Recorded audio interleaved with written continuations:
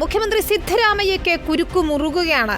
Prosecute ചെയ്യാൻ അനുമതി നൽകിയിരിക്കുകയാണ് ഇപ്പോൾ ഗവർണർ. മൈസൂരു വികസന അതോറിറ്റിയുമായി ബന്ധപ്പെട്ട അഴിമതി കേസിലാണ് ഗവർണറുടെ നടപടി. മലയാളിയായ സാമൂഹ്യ പ്രവർത്തകൻ TJ എബ്രഹാം നൽകിയ പരാതിയിലാണ് ഇപ്പോൾ നടപടി ഉണ്ടായിരിക്കുന്നത്. സിദ്ധരാമയ്യയെ അഴിമതി കേസിൽ പ്രോസിക്യൂട്ട് ചെയ്യാൻ അനുമതി നൽകിയ ഗവർണർക്കെതിരെ പ്രതിഷേധവുമായി കോൺഗ്രസ് പ്രവർത്തകർ രംഗത്തെത്തിയിരിക്കുകയാണ്. കേന്ദ്ര സർക്കാരും കർണാടക BJP നേതാക്കളും JDS-ഉം ചേർന്ന് നടത്തിയ ഗൂഢാലോചനയാണിതെന്നായിരുന്നു സിദ്ധരാമയ്യയുടെ പ്രതികരണം. They are not tolerating this government and they are not tolerating the leadership, my leadership, because this government is implemented all guarantee schemes and these guarantee schemes are only for poor people of all communities, all religions. So that is why this government is against social justice, against the poor people, against our guarantees. Central government is against these guarantees. And BJP is totally against. Now JDS is also joined. So with the conspiracy of central government, BJP, JDS and local leaders of Karnataka, they are doing this. ബംഗളൂരുവിൽ നിന്നും ഞങ്ങളുടെ correspondent AP Nadeera ചേരുന്നു വിവരങ്ങളുമായി. നദീറ, BJP-യുടെ ഭരണകാലത്താണ് ഈ ഭൂമി ലഭിച്ചതെന്നാണ് സിദ്ധരാമയ്യയുടെ വാദം. ഒപ്പം കേന്ദ്ര സർക്കാരും BJP-യും JDS-ഉം എല്ലാം ചേർന്നുകൊണ്ട് തന്നെ കുടുക്കുകയാണെന്ന് സിദ്ധരാമയ്യ പറയുകയാണ്. ഒടുവിൽ മുട അഴിമതി കേസിൽ കുടുങ്ങുമോ സിദ്ധരാമയ്യ? കുരുക്കുമുറുകുകയാണോ?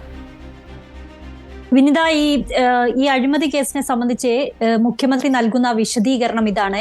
ഇത് കഴിഞ്ഞ BJP സർക്കാരിന്റെ കാലത്താണ് ഇങ്ങനെ ഒരു ഭൂമി ഇടപാട് നടന്നിരിക്കുന്നത്. തന്റെ ഭാര്യയുടെ പേരിലുള്ള ഭൂമി ഇതുപോലെ ലേഔട്ട് നിർമ്മാണത്തിന് വേണ്ടി മാറ്റി നൽകുകയാണെങ്കിൽ മറ്റെവിടെയെങ്കിലും ഭൂമി നൽകാമെന്നാവശ്യപ്പെട്ട് മൈസൂരു നഗരവികസന അതോറിറ്റി തങ്ങളെ സമീപിച്ചെന്നും അങ്ങനെയാണ് ഈ ഭൂമി കൈമാറ്റം നടന്നതെന്നും അതിന് പകരമായി കുറച്ചു ഭൂമി അവർ തന്നെ നൽകുകയും ചെയ്തു. അത് 14 പ്ലോട്ടുകൾ ഉണ്ടെന്നാണ് ഇപ്പോൾ പറയുന്നത്. അങ്ങനെ ഭൂമി തനിക്ക് ലഭിക്കുകയും ചെയ്തു. ഇതിൽ പ്രത്യേകിച്ചൊന്നും അസ്വാഭാവികമായി പ്രത്യേകിച്ചൊന്നും നടന്നിട്ടില്ലെന്നാണ് സിദ്ധരാമയ്യ വിശദീകരിക്കുന്നത്. ഒപ്പം തന്നെ അദ്ദേഹം ഇതിനെ രാഷ്ട്രീയപരമായി നേരിടുന്നതിന് വേണ്ടിയുള്ള ഒരു പ്രസ്താവനയാണ് ഇപ്പോൾ നടത്തിയിരിക്കുന്നത്. ഇത് തനിക്കെതിരെ കേന്ദ്ര സർക്കാരും കർണാടകയിലെ BJP പ്രാദേശിക നേതാക്കളും JDS-ഉം ചേർന്ന് നടത്തിയ ഗൂഢാലോചനയാണെന്നും വ്യക്തമാക്കുകയാണ്. കാരണം ഇത് കഴിഞ്ഞ BJP സർക്കാരിന്റെ കാലത്ത് നടന്ന ഒരു ഇടപാടാണ്. ഇതെങ്ങനെയാണ് ഇങ്ങനെ സിദ്ധരാമയ്യക്ക് വിനയാകുന്ന രീതിയിൽ അവർ അത് മാറ്റിയത് എന്നുകൂടി അദ്ദേഹം വിശദീകരിക്കുകയാണ് ചെയ്യുന്നത്. എന്തായാലും മൈസൂരു നഗരവികസന അതോറിറ്റിയുമായി ബന്ധപ്പെട്ട് നടന്നിരിക്കുന്ന